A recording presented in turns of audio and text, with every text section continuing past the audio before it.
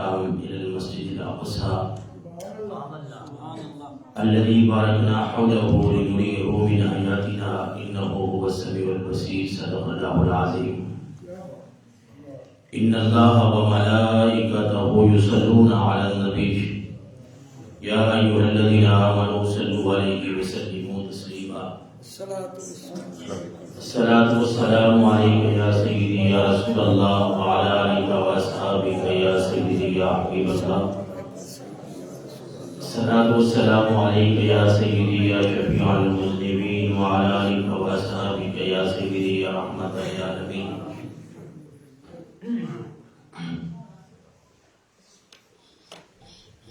کہ محمد سے وفا تو نے تو ہم تیرے ہیں، کہ محمد سے وفا تو نے تو ہم تیرے ہیں، یہ جہاں چیز ہے کیا لوح و قلم تیرے ہیں. سب سے پہلے میں گزارش کروں گا اپنے احباب سے، جو محترم حاجی صاحبان بڑے بیٹھے ہیں سامنے، ذرا تشریف لائیں تو محفل کا رنگ جو ہے وہ اور بن جاتا ہے. بڑے احباب سامنے آ جائیں تو پھر بات کرنے پہ مزہ آتا ہے. اللہ تعالیٰ آپ کی عمر میں نیک اعمال میں برکتیں عطا فرمائے. آج کی یہ محفل پاک معراج النبی کے حوالے سے ہے کہ جب اللہ تبارک و تعالی نے اپنے نبی مکرم نور مجسم صلی اللہ علیہ وسلم کو بیت اللہ شریف سے یعنی کعبہ شریف سے مسجد اقصی تک جو فلسطین میں ہے، اور پھر مسجد اقصی سے سدرۃ المنتہا پہ بلایا، اس واقعے کا تذکرہ آج ہم کرنے لگے. شروع میں ہی یہ بات میں بتا دوں کہ کچھ لوگوں کا یہ خیال ہے کہ یہ واقعہ رمضان مبارک میں پیش آیا، تو ہم اس بات پہ بھی یقین اور ایمان رکھتے ہیں کہ وہ آج کی رات ہو یا وہ رمضان کی رات، اصل مقصد تو ہے اللہ کے نبی کا تذکرہ کرنا. اس بات پہ ہم نہیں لڑتے، ہم نہیں کہتے آج ہم یہ تذکرہ کر رہے ہیں معراج کا، آپ رمضان کو کہیں گے ہم پھر بھی نبی کا تذکرہ کرنے کے لیے تیار، بلکہ ہمارا کوئی ٹائم ٹیبل، کوئی وقت اللہ کے نبی کے اوصاف بیان کرنے کے لیے نہیں ہے. جب ہمارا جی چاہتا ہے، ہم چاہے محفل میں بیٹھے ہوں یا تنہا بیٹھے ہوں، ہم جہاں بھی بیٹھے ہوں اللہ کے نبی کا تذکرہ کر لیتے ہیں، اپنے دلوں کو زندہ کر لیتے ہیں.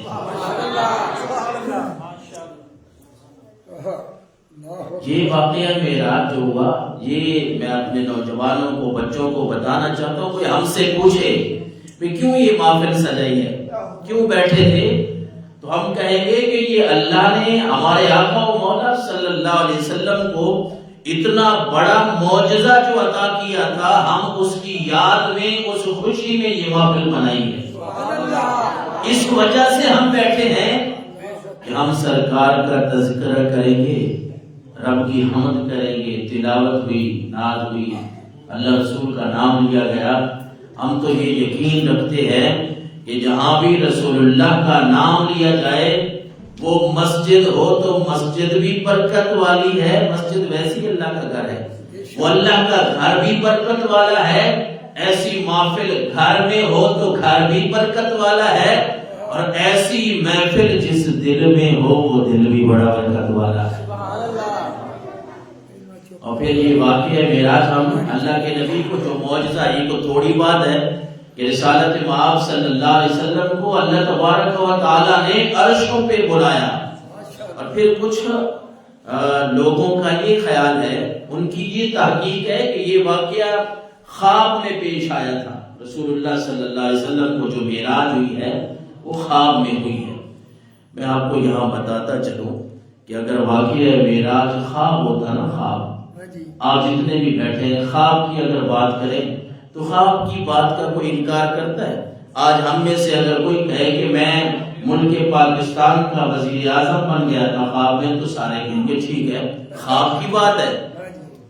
خواب کی جو بات ہے، آپ کہیں کہ میں نے فلاں سیٹ پہ، فلاں جگہ پہ، فلاں ملک کی سیر میں کر کے آیا خواب میں، تو ہم کہیں گے ٹھیک ہے خواب ہے. لیکن ہم کہتے ہیں ایک تو جو نبیوں کے خواب ہوتے ہیں وہ عام خواب نہیں ہوتے، وہ سچے خواب ہوتے ہیں.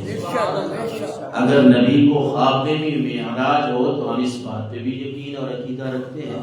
ہم سمجھتے ہیں کہ نبیوں کے خواب وہ عام خواب نہیں ہوتے بلکہ وہ سچے خواب ہوتے ہیں. لیکن ایک بات اور بتاؤں کہ یہ بات خواب کی نہیں ہے، کیونکہ اگر خواب کی بات ہوتی نا تو پھر کافروں نے کیا انکار کرنا تھا؟ وہ کہتے مسلمانوں کے نبی ہیں نعوذ باللہ، وہ تو پہلے ہی آپ کے لیے ساحر کے الفاظ، جادوگر کے الفاظ، شاعر کے الفاظ، یعنی جادوگر ہے نعوذ باللہ، یہ شاعر ہے، وہ انت مجنون کے الفاظ وہ ہم بول نہیں سکتے یہاں منبر رسول پہ، جو وہ الفاظ کہتے تھے.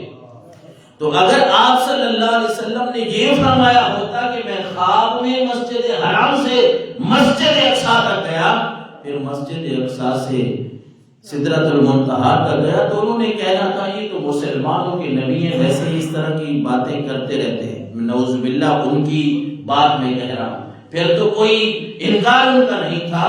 یہ انکار کافروں نے اس وقت کیا جب رسالت مآب نے فرمایا کہ رب نے رات کے تھوڑے سے حصے میں مجھے اپنے در کی سیر کرائی. سبحان الذی اسری بعبدہ لیلا من المسجد الحرام. اور پھر یہ کیسے ذوق والی بات ہے کہ اللہ تبارک و تعالیٰ نے سورہ بنی اسرائیل 15ویں پارے کی پہلی آیت میں اس بات کو بیان فرمایا اور اپنے نبی کی طرف نسبت نہیں کی کہ اے نبی، حالانکہ اپنی توحید کی بات اللہ نے کی ہے نا، توحید کی باتوں کو سمجھنے والا انسان کا دماغ ذرا کھول کے انسان رکھے تو پھر ساری باتیں سمجھ آتی ہیں، بڑی آسان ہیں. رب نے توحید کی بات کی نا، توحید کے لیے جو سب سے بڑی سورت ہے نا وہ سورہ اخلاص ہے، قل هو اللہ احد جو آپ پڑھتے ہیں. لیکن رب نے اپنی توحید کی بات کی تو اعلان کرایا محمد عربی کی زبان سے، قل هو اللہ احد، اے نبی آپ لوگوں کو بتائیں کہ وہ اللہ ایک ہے. لیکن جب اللہ نے اپنے نبی کو عرشوں پہ بلایا تو یہ نہیں فرمایا کہ اے نبی آپ لوگوں کو بتائیں کہ میں گیا تھا، بلکہ رب نے فرمایا سبحان الذی اسری بعبدہ، اے نبی میں قرآن میں اعلان کر رہا ہوں، میں اپنی طرف نسبت کر رہا ہوں کہ میں خدا اپنے محبوب کو لے گیا تھا. قیامت تک آنے والے کسی آدمی کے ذہن میں یہ وہم و گمان ہی نہ ہو کہ نبی اپنی طرف نسبت کر رہے ہیں. نبی کہہ رہے ہیں کہ میں گیا تھا، مجھے رب نے سیر کروائی. رب نے اس بات سے ہی بات کو نکال دیا، فرمایا سبحان الذی اسری بعبدہ لیلا من المسجد الحرام، کہ پاک ہے وہ ذات. یہ سبحان اللہ کا کلمہ جو ہم کہتے ہیں کتنی برکت والا ہے، کتنے لطف والا کلمہ ہے کہ اللہ کے نبی صلی اللہ علیہ وسلم نے فرمایا جو سبحان اللہ کا معنی ہوتا ہے اللہ پاک ہے. ہم گواہی دیتے ہیں جب آپ کو کوئی بات اچھی لگتی ہے نا، خیر میں تو نہیں کہتا لیکن آپ کو بار بار کچھ علماء یا نعت خوان کہتے بھی ہیں بھائی سبحان اللہ کہہ دیں، وہ آپ کا ہی فائدہ ہوتا ہے. جو بات دل پہ لگتی ہے نا، مزہ آتا ہے تو اس پہ سبحان اللہ کہنی چاہیے. کیوں بھلا؟ کہ اللہ کے نبی صلی اللہ علیہ وسلم کا ایک تو یہ مفہوم ہے حدیث کا کہ رسول اللہ نے فرمایا جو ایک دفعہ سبحان اللہ کہتا ہے اس کے لیے جنت میں ایک درخت لگ جاتا ہے. کیونکہ اللہ کو یہ جو جملہ ہے نا، یہ کلمہ یہ بڑا پسند ہے سبحان اللہ. ایک بندہ کہہ رہا ہے اس اللہ کا بندہ سبحان اللہ کہ یا اللہ میں یہ گواہی دیتا ہوں کہ تو ہر عیب سے پاک ہے، منزہ ہے. رب کی توحید سب کچھ اس میں آ جاتا ہے. اور جب اللہ کے نبی نے فرمایا بندہ 100 مرتبہ یہ جملہ بول دے سبحان اللہ و بحمدہ، ایک دن میں 100 مرتبہ، حدیث رسول کا مفہوم ہے کوئی بندہ یہ جملہ ایک دن 100 مرتبہ سبحان اللہ و بحمدہ پڑھ لے، حضور صلی اللہ علیہ وسلم نے فرمایا اگر سمندر کی جھاگ کے برابر بھی اس کے گناہ ہو تو اللہ معاف فرما دے. یہ پیارا جملہ اسی کا پہلا حصہ اللہ تبارک و تعالی نے واقعہ اسراء میں معراج میں بیان فرمایا اور دنیا کو پیغام دے دیا کہ میرے نبی پہ اعتراض نہ کرنا. ہو 27 رجب کی رات یا ہو رمضان کی رات یا کوئی بھی مہینہ ہو، لے جانے والی ذات وہ اللہ تبارک و تعالی کی ہے. اور اس بات پہ تو ہر مسلمان یقین اور عقیدہ رکھتا ہے کہ رب قادر مطلق ہے، وہ جو چاہے کر سکتا ہے. ان اللہ علی کل شیء قدیر، اس کی طاقت ہے، اس کی طاقت ہے، وہ کن کہتا ہے. یہی تو کافر کہتے تھے. کافروں نے تو کہا تھا کہ یہ ہو کیسے سکتا ہے. رات کے تھوڑے سے حصے میں، قرآن میں یہی بات ہے نا کہ رات کے تھوڑے سے حصے میں اللہ نے فرمایا میں بیت الحرام سے. کافروں نے کہا یہ ابو جہل کو دیکھے، اس نے کہا تھا کہ یہ کیسے ہو سکتا ہے کہ ایک مہینے کا سفر ہے، عرشوں کا نہیں، بیت الحرام سے مسجد اقصیٰ تک اس نے کہا تھا ایک مہینہ لگتا ہے ایک طرف جانا، ایک مہینہ لگتا ہے. اس وقت کے مطابق جو سواریاں تھیں، جو آنے جانے کے اسباب تھے نا اس وقت، تو ابو جہل نے یہی تو کافروں کو کہا تھا یہ کیسے ہو سکتا ہے کہ 2 مہینوں کا آنے جانے کا سفر ہو اور ایک بندہ کہے کہ میں تھوڑے سے حصے میں ہو. کیا یہ ہو نہیں سکتا. لیکن جو اللہ پر کامل یقین رکھنے والے لوگ ہیں نا، جو رسول اللہ کی رسالت پہ پکی گواہی دینے والے ہیں، وہ ابو بکر سے پوچھا گیا تو ابو بکر نے کہا اگر جو میرے نبی فرما رہے ہیں تو پھر حق اور سچ ہے، پھر حق اور سچ ہے، پھر شک کی گنجائش نہیں.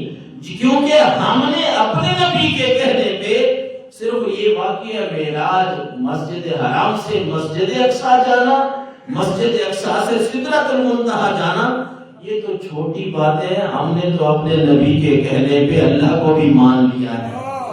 بن دیکھے، ہم نے دیکھا نہیں ہے. الذین یؤمنون بالغیب، ہم نے اللہ کو دیکھا نہیں ہے. ہمارے رسول نے فرمایا رب وحدہ لا شریک ہے، ہم نے کہا وحدہ لا شریک ہے. ہمارے نبی نے فرمایا اس رب نے جنت بنائی ہے، نیک اعمال کرو گے جنت جاؤ گے. ہم نے مان لیا کہ اللہ کی جنت ہے، نیک کام کریں گے اس نبی کے کہنے پہ ہم نے مان لیا کہ اچھے عمل کریں گے تو جنت جائیں گے. ہمیں نبی نے فرما دیا اس نے جہنم بنائی ہے، برے کام کرو گے تو جہنم میں جاؤ گے. ہم اس بات پہ بھی یقین رکھ بیٹھے ہیں. کافروں نے کہا تھا ابو بکر کو پھنسائیں گے، لیکن ابو بکر نے جب یہ بات سنی وہ تو حیرت زدہ ہو گئے تھے نا، یہ کیسے ہو سکتا ہے. اور دوسری بات مزے کی یہ ہے، یہ باتیں یاد رکھنے والی ہیں کہ رسالت مآب صلی اللہ علیہ وسلم کبھی اس وقت مسجد حرام سے مسجد اقصیٰ تک نہیں گئے تھے. آپ کبھی ذہن سفر جو ہوتا ہے نا، جو انسانی سفر ہے، ہم کسی کام کے لیے چلے جاتے ہیں، زیارت کے لیے چلے جاتے ہیں. آپ صلی اللہ علیہ وسلم پہلے کبھی گئے ہی نہیں تھے. تو کافروں میں سے کچھ ایسے بھی بیٹھے تھے، انہوں نے کہا یار ہم بڑا اچھی طرح مسجد اقصیٰ کو جانتے ہیں. یہ جو کہہ رہے ہیں کہ مسجد حرام سے کعبہ شریف سے مسجد اقصیٰ گیا ہوں، تو ان سے پوچھتے ہیں مسجد اقصیٰ کی نشانیاں. رسول اللہ نے فرمایا جب کافروں نے پوچھا نا مسجد اقصیٰ کے بارے میں ذرا بتا دیں، روایات میں مختلف الفاظ ہیں. اللہ کے نبی نے فرمایا میزاب رحمت، وہ کعبہ شریف کا جو پرنالہ ہے اس کے نیچے میں کھڑا ہو گیا. اللہ نے بیت المقدس کو میرے سامنے کر دیا، میں ایک ایک نشانی دیکھتا گیا، کافروں کو بتاتا گیا. صرف یہ نہیں بلکہ رسول اللہ نے جو فرمایا یہ مطالعے کی بات ہے، بندے کو پڑھنے کی بات ہے نا. بندہ پڑھے تو پھر ہی پتہ چلتا ہے، نہیں تو ویسے ہی میں آج جمعے میں بھی شاید عرض کر رہا تھا کہ یہ واقعہ میرا، ہمیں اپنے نبی صلی اللہ علیہ وسلم کا کوئی بھی واقعہ ہو، کوئی بھی معجزہ ہو، اس کا چرچا کرنا چاہیے کہ چھپانا چاہیے. بھائی چرچا ہی کرنا ہے. اس کے لیے یہ نہیں ہے کہ یہ سنیوں کا کام ہے، سارے مسلمان کرتے ہیں، انداز ہر کسی کا اپنا اپنا ہے. تو ہمارے اوپر کوئی یہ اعتراض نہ کرے کہ یہ آج کی رات نہیں. آج کچھ پوسٹیں مجھے دوستوں نے بھیجی ہیں کہ وہ شب معراج جو ہے وہ 27 رجب کی نہیں ہے. اور میں نے کہا بھائی نہیں بھی صحیح، تو ہم نے تو اپنے نبی کا تذکرہ کرنا ہے. جس طرح شروع میں نے عرض کیا، اگر رمضان المبارک کے مہینے میں ہم پھر بھی یقین رکھتے ہیں، بلکہ ہم یہ یقین رکھتے ہیں کہ احادیث رسول کا اگر مطالعہ کریں تو پتہ چلتا ہے یہ واقعہ ایک دفعہ نہیں ہوا بلکہ کئی دفعہ محمد رسول اللہ کو رب عرشوں پہ لے کے گئے. یہ بات سمجھ آتی ہے کہ رسول اللہ صلی اللہ علیہ وسلم کو رب نے یہ معجزہ ایک مرتبہ عطا نہیں کیا بلکہ کئی مرتبہ عطا کیا ہے. یہ رسول اللہ کی شان ہے. اور ہمارے آقا و مولا صلی اللہ علیہ وسلم کی کتنی بڑی شان. ایک معجزے کے اندر کتنے معجزے کہ آپ نے فرمایا میں میزاب رحمت، میزاب پرنالے کو کہتے ہیں، جو کعبہ شریف کا پرنالہ ہے اس کو کہتے ہیں میزاب رحمت، جو کہ اللہ کا گھر ہے نا. اور جب بارش برستی ہے اور وہاں سے بارش کا پانی ٹپکتا ہے تو وہ رحمت برس رہی ہوتی ہے. اس لیے کہا جاتا ہے میزاب رحمت. لوگ خوشی سے اس کے نیچے جا کے نہاتے ہیں. ویسے بھی پانی جو ہے بارش کا، حرم میں بارش آ جائے تو ہمارے حجاج کرام بیٹھے ہیں، لوگ خوشی خوشی جاتے ہیں طواف کے لیے کہ بارش برس رہی ہے، اللہ کا گھر سامنے ہوگا، طواف کریں گے، مزہ ہی آ جائے گا. لیکن لوگ پھر یہ بھی کوشش کرتے ہیں کہ کعبہ شریف کی چھت پہ جو پانی گرے گا وہ کعبہ سے لگ کے میزاب رحمت سے نیچے آئے گا. جب میرے سر پہ اور میری داڑھی کے بالوں پہ آئے گا تو رب میرے گناہوں کو معاف کر دے گا. لوگ یہ یقین بھی رکھتے ہیں اور یہ ہے کہ اللہ کے گھر گناہ معاف ہوتے ہیں. تو میزاب رحمت کے نیچے حضور نے فرمایا میں کھڑا تھا، کافر مجھ سے بیت المقدس کے بارے میں، مسجد اقصی کے بارے میں، دو نام ہیں، بیت المقدس بھی ایک ہی جگہ کا نام ہے، مسجد اقصی بھی اسی کو کہتے ہیں. حضور نے فرمایا بیت المقدس اور مسجد اقصی کی تو اپنی جگہ پہ رہ گئی بات. انہوں نے مجھ سے پوچھا کہ وہ ہمارا فلاں قافلہ تجارت والا وہ آ رہا تھا، وہ کہاں پہنچا ہے؟ حضور نے فرمایا میں نے بتا دیا تمہارا فلاں قافلہ فلاں جگہ پہ ہے، ان اونٹوں کی قطار میں پہلا اونٹ فلاں رنگ کا آ رہا ہے. یہ اللہ کے نبی کو رب نے یہ شان عطا فرمائی ہے اور ان کا کوئی انکار نہیں کر سکتا. رسالت مآب صلی اللہ علیہ وسلم کے ایک ایک معجزے میں، اور ہم کبھی بھی اپنے نبی کو خدا کے ساتھ نہیں ملاتے، خدا کے ساتھ ہم نہیں ملاتے، یہ بھی کوئی نہ کہے. اسی آیت مقدسہ کے پہلے حصے میں رب نے فرمایا سبحان الذی اسرا بعبدہ، عبد کا لفظ ہے بندے کا. ہم یہ نہیں کہتے کہ وہ خدا ہے یا خدا جتنی طاقت رکھتے ہیں، ہم کہتے ہیں خدا کی طاقت بہت زیادہ ہے، لے جانے والی ذات خدا کی ہے، جانے والے عبد ہیں، اور وہ عبد عام نہیں ہے، وہ عاملہ کلال ہے، وہ محمد الرسول اللہ ہیں. طاقت جس کی ہے، جس نے بھیجا ہے، بلایا ہے، طاقت اس کی بہت بڑی ہے. اور جو جانے والے ہیں وہ بھی کم نہیں ہے، اللہ نے ان کو بھی بڑی رحمتوں اور فضل سے نوازا ہے. بیت اللہ سے مسجد اقصی، اور پھر کتنی خوبصورت بات ہے، یہ محبت والی باتیں ہیں. رسالت مآب صلی اللہ علیہ وسلم کو جگانے کے لیے آج آپ کو اور مجھے جو ہے وہ کوئی بڑا جگائے، گھر میں والدین جگائے ہم خوش ہوں، بچوں کو ہم جگائے بچے خوش ہوں کہ مجھے ماں اٹھانے آئی ہے، مجھے باپ جگانے آیا ہے. لیکن قربان جاؤں آمینہ کے لال پہ جن کو جبریل امین جگانے آیا. رب نے فرمایا جبریل جا کے میرے نبی کو جگاؤ، میرے نبی کو آج تیار کر کے میرے پاس لاؤ. اور پھر یہاں ایک عجیب بات بھی ہے، آقا کریم علیہ السلام نے فرمایا میرے پاس فرشتے آئے، کعبہ شریف کی بات ہے، کعبہ شریف کے قریب میرے پاس فرشتے آئے، انہوں نے میرا سینہ چاک کیا. سینہ، دل کا آپریشن آج کل ہوتا ہے نا تو کتنا مشکل اور کتنا اوکھا ہوتا ہے، لیکن صحیح حدیثوں میں یہ بات ملتی ہے. رب کی قدرت دیکھیں کہ رسول اللہ نے فرمایا اللہ کے حکم سے فرشتوں نے میرا سینہ چاک کیا، تھوڑا نہیں، یہ اس ہنسلی کی ہڈی سے لے کر ناف تک میرا سینہ چاک کیا، میرے دل کو باہر نکالا، اس کو زمزم کے پانی سے دھویا، اللہ کی حکمتوں اور برکتوں سے بھر کے پھر میرے سینوں کے اللہ کے حکم سے اسی طرح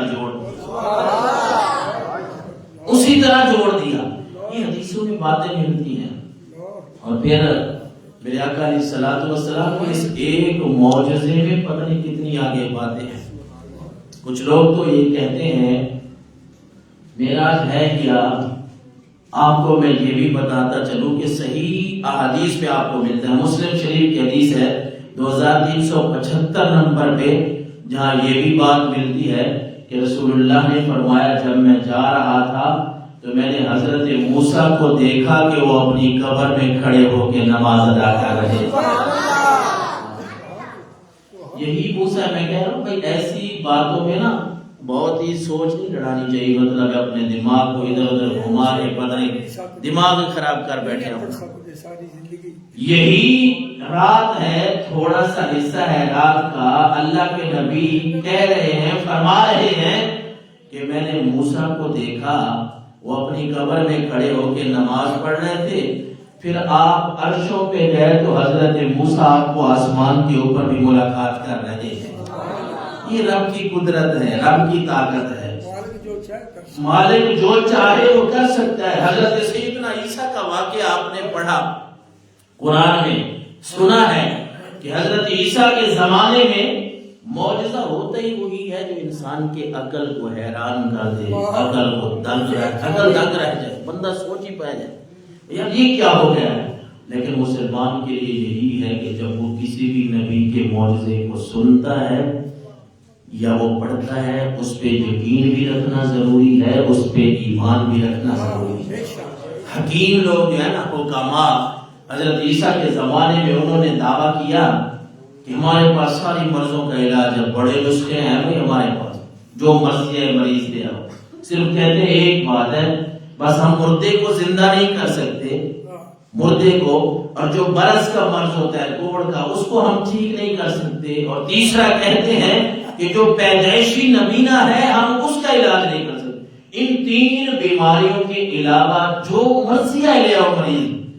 لیکن اللہ کی طاقت، رب کی قدرت کیسی ہے کہ رب نے اپنے نبی حضرت عیسیٰ کو بھیجا اور فرمایا عیسیٰ جو تین مرضوں کی دوا ان کے پاس نہیں ہے نہ وہ میں تجھے عطا کروں۔ تو مردوں کو ٹھوکر مارے گا، میرا نام لے کے مردے کھڑے ہو جائیں گے، مردے زندہ ہو جائیں گے۔ یہ کہتے ہیں حکیم تیرے زمانے کے کہتے ہیں ہمارے پاس تین چیزوں کا علاج نہیں ہے، جہاں ان کا علاج ختم ہوتا ہے اللہ کے نبیوں کے معجزے وہاں سے کئی آگے شروع ہو جاتے ہیں۔ رب نے فرمایا عیسیٰ آپ پرندے بنائیں، بِإِذْنِهِ، آپ پرندہ بنائیں، اس میں پھونک ماریں، آپ مٹی کا پرندہ بنا کے پھونک ماریں گے وہ پرندہ زندہ ہو جائے گا۔ رب نے فرمایا عیسیٰ یہ کہتے ہیں کہ برس والے مرض کا علاج نہیں ہے، کوڑ کا علاج نہیں ہے، یہ مریض لے آئے، آپ ہاتھ پھیرے، میرے حکم سے اس کو شفا مل جائے گی۔ یہ حکیم کہتے ہیں کہ جو پیدائشی نمینہ ہے اس کا ہمارے پاس علاج نہیں ہے، آپ ان کو کہیں پیدائشی نمینہ لے آئے، آپ ہاتھ پھیریں گے، دعا کریں گے، میں رب ان کو شفا عطا کروں۔ تو اللہ کے نبیوں کے جو معجزات ہیں وہ کسی بھی نبی کا کوئی بھی معجزہ ہو ہم تو سب پہ یقین رکھتے ہیں، ایمان رکھتے ہیں۔ اور پھر میرے آقا علیہ الصلوۃ والسلام جب مسجد حرام سے مسجد اقصیٰ آ رہے ہیں، ایک تو دیکھا کہ حضرت موسیٰ کے بارے میں آپ نے فرمایا میں نے دیکھا کہ حضرت موسیٰ اپنی قبر میں کھڑے ہو کے نماز ادا کر رہے ہیں۔ جب حضرت موسیٰ کی یہ شان ہے تو پھر ہم اپنے نبی کے لیے یقین اور ایمان رکھتے ہیں، عقیدہ رکھتے ہیں کہ جس نبیوں نے سب کی وہاں امامت کرائی ہے وہ بھی قبر میں زندہ بھی ہے، ہماری بات کو سنتے بھی ہیں، ہمارا درود اور ہمارا سلام سنتے بھی ہیں۔ اللہ نے نبیوں کو بڑی شانوں سے نوازا ہے اور اپنی طاقت سے، کسی نبی کی اپنی طاقت نہیں ہے، جو بھی اللہ نے نبیوں کو طاقت بخشی ہے وہ اپنی طاقت، اپنی طاقت سے، اپنے اذن سے، اپنی قدرت سے ان کو کمالات عطا فرمائے ہیں۔ نبیوں کے پاس ذاتی، ہم یہ نہیں کہتے کہ نبی خدا جتنے ہیں نعوذ باللہ خدا کے ساتھ مل جاتے، نہیں۔ اور پھر حضور سرور کونین صلی اللہ علیہ وسلم جب معراج کی رات مسجد اقصی جاتے ہیں، مسجد اقصی، اور وہاں انبیاء بھی موجود ہیں، پہلے انبیاء اکرام علیہ السلام، کیونکہ ہمارے نبی کی یہ شان ہے کہ آپ کو اللہ تبارک و تعالیٰ نے سب سے پہلے بنایا، لیکن مبعوث یعنی بھیجا آخر میں، شانیں آپ کی پہلے سے موجود ہیں۔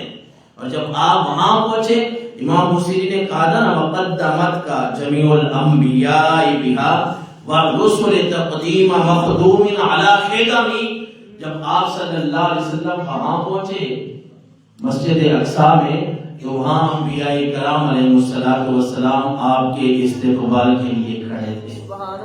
اور پھر وہاں اللہ تبارک و تعالیٰ کے حکم سے آمینہ کے لال کو حکم ہوا کہ اے نبی آج سارے نبیوں کی امامت بھی آپ کرا دیں، امام الانبیاء۔ وہ آپ پڑھتے ہیں صلاۃ والسلام میں بھی، الصلاۃ والسلام علیک یا امام الانبیاء والمرسلین، کہ اے نبی آپ پر درود و سلام ہو، کیونکہ آپ نبیوں کے امام ہیں، رسولوں کے امام ہیں۔ اور امام بصیری نے کہا تھا کہ اللہ کے نبی کے پیچھے باقی انبیاء نماز ایسے ادا کر رہے تھے، آپ کو ایسے آگے کر رہے تھے جس طرح مخدوم کو آگے کیا جاتا ہے، کسی سردار کو آگے کیا جاتا ہے۔ اور پھر رسالت پاک صلی اللہ علیہ وسلم نے وہاں نماز پڑھائی، انبیاء اکرام علیہ السلام کو نماز پڑھانے کے بعد پھر رب العالمین نے، معراج کا معنی ہوتا ہے سیڑھی، معراج کا کیا معنی ہے؟ سیڑھی۔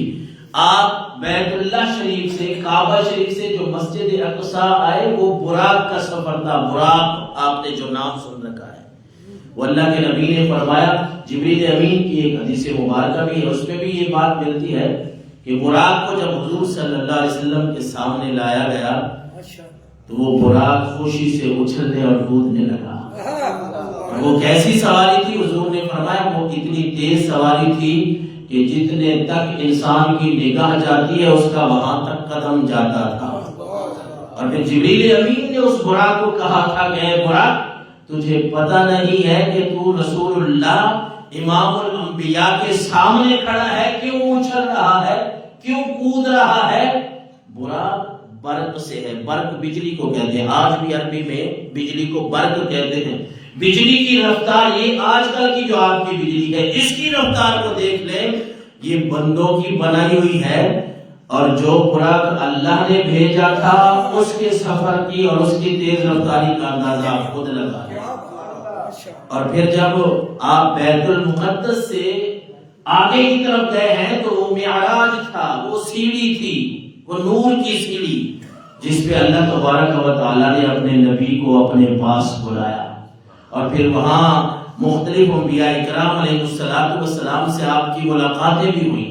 پہلے آسمان سے پہ حضرت آدم سے ملاقات ہوتی ہے، حضرت آدم بھی آپ کو کہتے ہیں کہ آپ ہمارے بھائی ہیں، ہمارے نبی ہیں، ہمارے نیک بخت انسان ہیں۔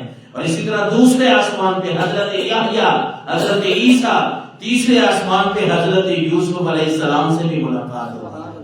میں اس یوسف کی بات کر رہا ہوں جس کو دیکھ کے قطعنا ایدیہم وقلنا حاشا للہ ما ھذا بشرا، وہ کسی نے کہا نا، بلکہ اعلیٰ حضرت کا یہ شعر ہے کہ حسن یوسف پہ کٹی مصر میں انگشت زنا، سر کٹاتے ہیں تیرے نام پہ مردان عرب، کہ یوسف کو رب نے اتنا خوبصورت بنایا تھا کہ جب مصر کی عورتوں نے دیکھا تو وہ اپنی انگلیاں کاٹ بیٹھی۔ قرآن کے 13ویں پارے میں یہ بات ملتی ہے کہ جب مصر کی عورتوں نے یوسف کو دیکھا تو انگلیاں کاٹ بیٹھی، لیکن اعلیٰ حضرت نے لکھا اے حضرت یوسف آپ کا حسن بھی بڑا ہے، اللہ نے اس کی تعریف کی ہے، لیکن ہمارے نبی کی یہ شان ہے کہ حسن یوسف پہ کٹی مصر میں انگشت زنا، سر کٹاتے ہیں تیرے نام پہ مردان عرب۔ اے یوسف علیہ السلام آپ کی بڑی شان ہے ہماری آنکھوں پہ، ہم اس بات کا اقرار کرتے ہیں، لیکن بات یہ ہے کہ اے یوسف تیرے حسن کو دیکھ کے وہ مصر کی عورتوں نے ہاتھ کاٹے تھے، ہمارے نبی کی یہ شان ہے کہ دیکھا کسی نے نہیں ہے لیکن نام پہ مر مٹنے کے لیے ہر کوئی تیار ہے۔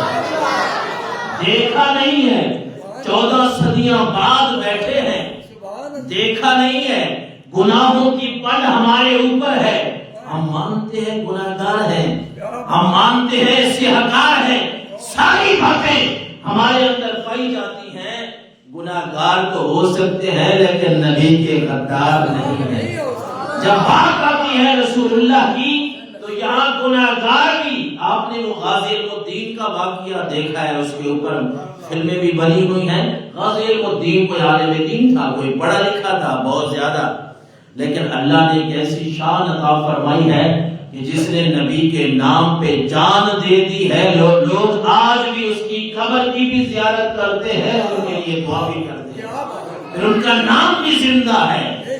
ہمارے نبی صلی اللہ علیہ وسلم کو رب نے جتنے بھی معجزات عطا فرمائے ہیں، ایک ایک معجزہ جو ہے اس پہ اگر غور کریں تو پتہ نہیں کتنا ٹائم آپ کو چاہیے، آپ سراپا معجزہ بن کے آئے ہیں۔ اور آخری بات اگر میں عرض کروں تو وہ یہ ہے کہ سب سے بڑا جو تحفہ ہمارے آقا و مولا صلی اللہ علیہ وسلم کو ملا وہ ہے نماز، وہ معراج پہ ملی تھی۔ ہاں، اللہ کے نبی نے فرمایا کہ یہ نماز میری آنکھوں کی ٹھنڈک ہے، اور اللہ کے نبی صلی اللہ علیہ وسلم نے فرمایا کہ نماز مومن کی بھی معراج ہے۔ اللہ کے نبی کی معراج کیا ہے کہ آپ عرشوں پہ گئے، مومن کی معراج کیا ہے کہ وہ وضو کر کے رب کی بارگاہ میں آ جاتا ہے، جب ہاتھ باندھ کے کہہ رہا ہوتا ہے نا سبحانک اللہم و بحمدک، رکوع میں جا کے جھک کے کہہ رہا ہوتا ہے سبحان ربی العظیم، کبھی سجدے میں سر رکھ کے کہہ رہا ہوتا ہے سبحان ربی الاعلی۔ یہ عاجزی جو ہے اللہ کو اتنی پسند ہے کہ اللہ کے نبی نے فرمایا یہ نماز مومن کی معراج ہے، یہ مومن کی معراج ہے، اس لیے اس نماز کو بھلانا نہیں ہے۔ اور پھر راز و نیاز کی جو باتیں ہوئی وہ بات لمبی ہو جائے گی، پھر کبھی انشاءاللہ کریں گے۔ یہ سورہ نجم کو آپ پڑھیں، اس کی 18 آیتیں ابتدائی وہ پڑھیں، سورہ بنی اسرائیل کی پہلی آیت کی تفاسیر پڑھیں، انسان کے دل میں ٹھنڈ پڑ جاتی ہے کہ یہ ہمارے نبی ہی تھے۔ جہاں جبریل امین نے کہا تھا، عرض کیا تھا، رسول اللہ نے فرمایا نا کہ جبریل آگے چلے، جبریل کہتا ہے حضور جبریل کی ہمت یہاں ختم ہو گئی ہے، اگر میں ایک پور، حدیث کے الفاظ ہیں، ایک پور بھی اگر میں آگے جاؤں گا تو میں جل جاؤں گا۔ جبریل جہاں ایک پور آگے بڑھے تو جل جائے، آمینہ کے لال اس سے بھی آگے اپنے رب کے پاس تشریف لے۔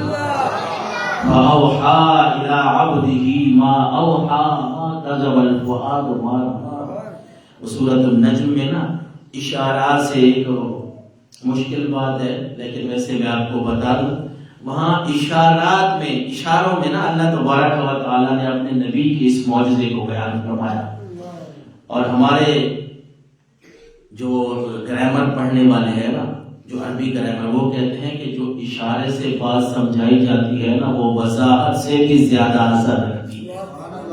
اللہ تبارک و تعالیٰ نے سورہ نجم میں کسی جگہ میں فرمایا قاب قوسین او ادنی فاوحی الی عبدہ ما اوحی، وہ نبی اپنے رب کے اتنا قریب ہوا کہ 2 کمانوں جتنا فاصلہ رکھ لیا۔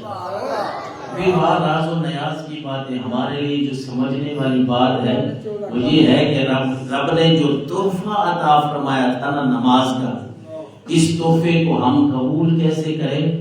آج میں اور آپ کسی کو تحفہ دیں اور وہ قبول نہ کرے، بڑا دکھ لگتا ہے۔ وہ چاہے 10 روپے کی چیز ہو یا لاکھ کی ہو، بندے کو بڑا دکھ لگتا ہے کہ یار کسی چھوٹے بچے کو آپ ایک 10 روپے کا بسکٹ لے کے دیں، اگر وہ نہ لے تو ذہن میں آتا ہے یار یہ کیوں پتہ ہے اس نے نہیں لیا۔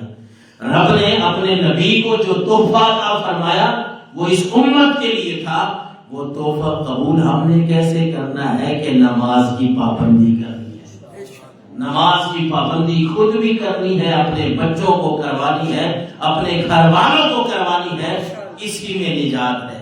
اور جنہوں نے اس نماز کی پابندی کر لی، یہ ایسا خوبصورت تحفہ ہے جو اس کے ساتھ جڑ جاتے ہیں، اللہ ان کے پچھلے گناہوں کو معاف فرما دیتا ہے۔ اور جسے رسول کا مفہوم ہے کہ بندہ نماز کے لیے آتا ہے، اللہ کا حکم ہوتا ہے بندے کے گناہ تو ہیں لیکن اس کے گناہ اتار کے رکھ دو، اب میری بارگاہ میں آ رہا ہے۔ بندہ نماز پڑھتا ہے، اللہ کو یہ بات بھی تو پسند نہیں نا کہ گناہ لے کے آئے اور میری بارگاہ میں کھڑے ہوں، اس لیے گناہ اتار دیے جاتے ہیں۔ پھر بندہ نماز پڑھتا ہے، جانے لگتا ہے تو فرشتے عرض کرتے ہیں مولا وہ گناہوں والی پڑھ کا کیا کرنا ہے جو ابھی اس کے نام اعمال سے نکالی ہے؟ رب فرماتا ہے میرے فرشتوں اب مجھے حیا آتی ہے کہ ایک بندے کے گناہ ایک دفعہ نکال دیے، اب دوبارہ اس کے نام اعمال میں کیسے ڈالے، میرے گناہوں کو معاف فرما دیا۔ ایسی بات ہے، نماز ایک ایسی چیز ہے، جتنے بھی مشکلات ہیں نا، آج کل فتنوں کا دور ہے۔ میں آخری بات یہ عرض کرتا چلوں کہ اس دن ایک ویڈیو کسی دوست نے مجھے بھیجی، میں نے بڑے مہذب انداز میں جواب بھی دیا کہ سادات کے بارے میں لوگ پتہ نہیں کیا سے کہاں لے جاتے ہیں، سید زادے ہیں ان کے پیچھے نا لوگ کھڑے ہیں ادباً احتراماً، تو وہ ایک کہنے والے کہہ رہے تھے کہ یار یہ ان کو حاجت روا مانتے ہیں، مشکل کشا مانتے ہیں۔ میں نے کہا کون حاجت روا مانتے ہیں، کون ان کو مشکل کشا مانتا ہے؟ ہم اللہ کو ہی حاجت روا مانتے ہیں، مشکل کشا مانتے ہیں۔ یہ ایک ادب کا انداز ہے کہ حضرت موسیٰ علیہ السلام اگر اللہ کے نبی کو آسمانوں پہ مل رہے ہیں اور پھر عرض کرتے ہیں کہ اے محمد میں نے اپنی امت کو دیکھ لیا ہے، 50 نمازیں انہوں نے نہیں پڑھنی، آپ دوبارہ جا کے تخفیف کرائیں، تھوڑی کروائیں۔ آپ صلی اللہ علیہ وسلم ایک دفعہ گئے، 2 دفعہ، 45 نماز معاف ہوئی، لیکن رب نے پھر بھی فرمایا اے محبوب آپ کی امت کے لوگ اگر یہ 5 پڑھیں گے 50 کا ہی ثواب عطا ہوگا۔ مسجد میں پڑھیں گے، جماعت کے ساتھ پڑھیں گے، ایک کے بدلے میں 25 بلکہ 27 نمازوں کا ثواب۔ ان کو توفیق ملے گی، میرے گھر میں آ جائیں گے کعبہ شریف میں، وہاں ایک نماز پڑھیں گے 1,00,000 نماز کا ثواب۔ یہی نماز ہے، میرے نبی کے گھر میں چلے جائیں، وہاں ایک نماز ادا کریں گے 50,000 نمازوں کا ثواب عطا کروں گا۔ بلکہ پھر اس حدیث کو دیکھیں کہ اللہ کے نبی نے دعا مانگی ہے، یا اللہ میرے مدینہ منورہ میں، اس شہر میں مکہ مکرمہ سے بھی دگنی برکتیں اور رحمتیں رکھ دے۔ اور اس حدیث کو دیکھیں تو مسجد نبوی میں جتنی آپ نمازیں پڑھتے ہیں 50,000 نہیں بلکہ اس کا دگنا چگنا رب ثواب عطا فرمائے۔ یہ نماز ایسی عبادت ہے، اس کو اپنے سینے سے لگا لیں، اپنے گھر والوں کی بھی تربیت کر لیں، ان کو بھی بتا دیں کہ نماز اقصا میں تھا یہی سر ایام و معنی اول و آخر، نماز اقصا میں تھا یہی سر ایام و معنی اول و آخر، کہ دست بستہ ہے پیچھے حاضر جو سلطنت آگے کر گئے تھے۔ اللہ کے نبی صلی اللہ علیہ وسلم کے جتنے بھی معجزات ہیں سب پر حق ہے، لیکن یہ واقعہ معراج بہت بڑا معجزہ ہے۔ ہمارا مل بیٹھنے کا یہاں مقصد کیا تھا؟ اللہ کے نبی کا تذکرہ کرنا، اور یہ ساری زندگی ہم کرتے رہیں گے، اسی کے ساتھ جڑے رہیں گے تو یقیناً اللہ ہماری دنیا بھی بہتر بنا دے گا، آخرت بھی بہتر بنا دے گا۔ اللہ تعالیٰ ہم سب کو عمل کی توفیق عطا فرمائے۔ وما علینا الا البلاغ۔